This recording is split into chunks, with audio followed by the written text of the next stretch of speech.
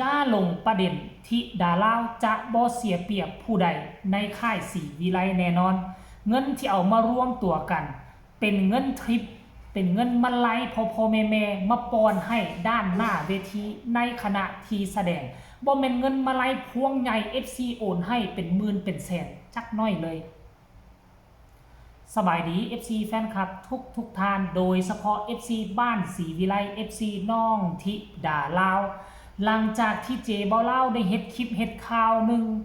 ไปเมื่อวังบ่ดนมานี่เนาะเกี่ยวข้องกับ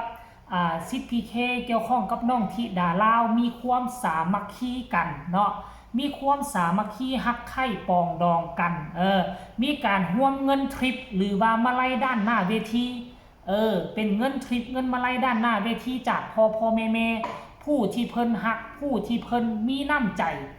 เห็นศิลปินขึ้นไปแสดงแล้วเขาไปป้อนไปยืนให้ผู้ละ10ผู้ละ20ผู้ละ100 บาทก็มีทานผู้ชมเนาะก็มีการเอาเงินห่วงนั่นนี่มาโฮมกัน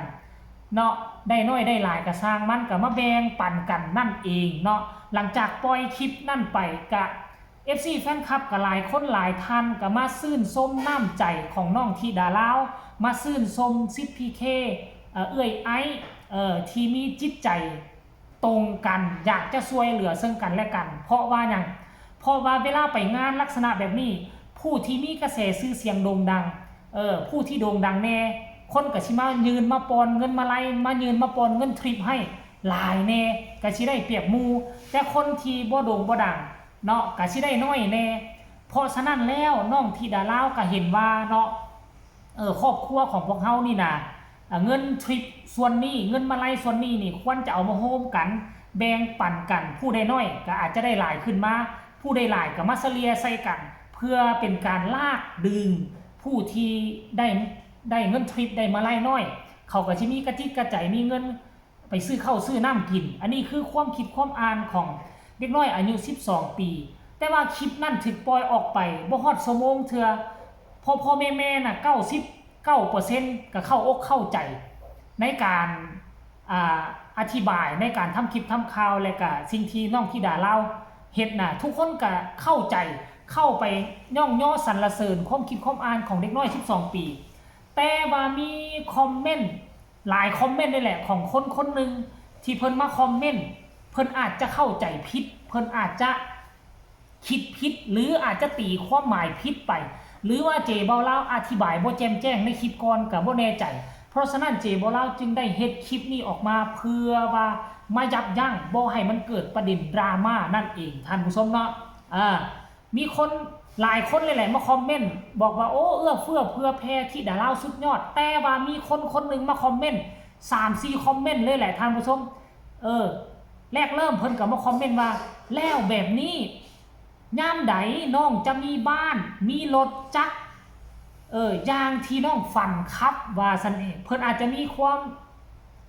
เพิ่นอาจจะเป็นห่วงเป็นใยที่ดาราซั่นดอกคอมเมนต์ต่อมาเพิ่นก็ยังมาคอมเมนต์ว่าเอาแบบว่าแล้วแต่น้องจะให้ดีกว่ามั้งครับว่าซั่นเด้เนาะท่านผู้ชมเนาะแล้วก็ต่อมาอีกเพิ่นก็ยังมาเขียนตึมว่าครอบครัวน้องยิ่งแย่อยู่ว่าซั่นแล้วค่าวีซ่าน้องล่ะพี่ช่วยหรือเปล่าครับว่าซั่นยังมาตั้งคำถามว่าอันนี้เพิ่นอาจจะเข้าใจผิดเด้อเนาะเพิ่นอาจจะเข้าใจผิดหรือว่าค่อยอธิบายแบบเฮ็ดให้เพิ่นเข้าใจผิดบ่คืออยากจะขออธิบายแนวนี้นะ FC แฟนคลับท่านนี่เนาะก็คือบ่แม่นว่าจะเอาเงินมาไล่พวงใหญ่พวงโตบ่ได้เอาเงินมาไล่ส่วนนั้นของที่ดารามาแบ่งเลยเนาะอันเงินที่ FC แฟนคลับโอนมาให้เป็นมาไล่มาห้อยคอน้องที่ดาราเป็นมาไล่พวงใหญ่เป็นเงินมาไล่ก้อนใหญ่ๆนั่นบ่ได้เอามาแบ่งกันเลยส่วนนี้น่ะส่วนนี้ก็คือของน้องที่ดาราอยู่หั่นแหละบ่มีผู้ใดมาแตะมาต้องบ่มีผู้ใดมาแบ่งส่วนที่เขาเจ้าเอามาแบ่งกันนั่นเนาะนั่นก็คือเงินทริปหน้าเวที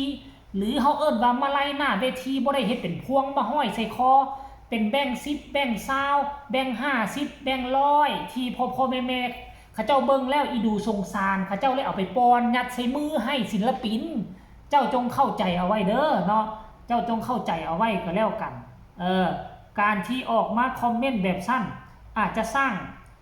เฮ็ดให้มันเกิดประเด็นความเข้าใจผิดกันก็เป็นไปได้เด้อ FC แฟนคลับเพราะฉะนั้นแล้วก็แจ้งมายังแฟนๆบ้านศรีวิไลหมดทุกคนโดยเฉพาะผู้ที่เพิ่นมาคอมเมนต์นั่นแหละเพราะว่าอยู่ในคอมเมนต์หันก็มีหลายคอมเมนต์อยู่แต่ว่าบ่มีคอมเมนต์ใดที่มาคอมเมนต์คือเพิ่น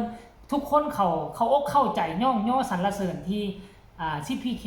ไอและน้องที่ดาราพากันเฮ็ดแบบซี่น่ะคือยินดีคือย่องย่อคือเฮ็ดถูกต้องแล้วแต่ว่ามีที่คนผู้เดียวนี่แหละเพิ่นค่อนข้างว่าบ่เข้าใจว่าจังซั่นซะเนาะท่านผู้ชมเนาะทุกคน FC แฟนคลับเพิ่นยังมาคอมเมนต์อีกตื่ม38นาทีว่ายังบ่พอได้แบบมาเป็นสุดๆมาเป็น 4-5 คอมเมนต์เลยแหละอ้าวแบบนี้น้องก็แย่สิครับเกิดน้องได้มาลัยเป็นแสนก็เอาเปรียบน้องสิครับคือเจบอลเล่าก็ได้ไปตอบคอมเมนต์แล้วกันที่เพิ่นมาคอมเมนต์แบบนี้ก็บ่ได้ผิดบ่ได้แม่นดอกเพราะว่าแต่ละคนของคนเฮานี่บ่คือกันความเข้าใจความคิดความอ่านของแต่ละคนบ่คือกันท่านผู้ชมเนาะเพิ่นอาจจะเข้าใจผิดว่ามาลัยที่น้องที่ดาราเอาไปห่วมกันหั่นเอาไปโฮมกันหั่นน่ะเป็นมาลัยห้อยคอที่ FC แฟนคลับโอนมาให้เป็นมาลัยที่เฮ็ดเป็นพวงไปนั่นต้องได้เอาไปโฮมกันกับซิปพี่โฮมกันกับไอมันบ่แมนเด้อขอย้ำว่ามันบ่แมนอย่าสู้หลงประเด็นกันเนาะอย่าสู้หลงประเด็นเด็ดขาด FC บ้านศรีวิไลแต่ว่าค่อยเบิ่งแล้วคนอื่นก็บ่ว่าอย่างใด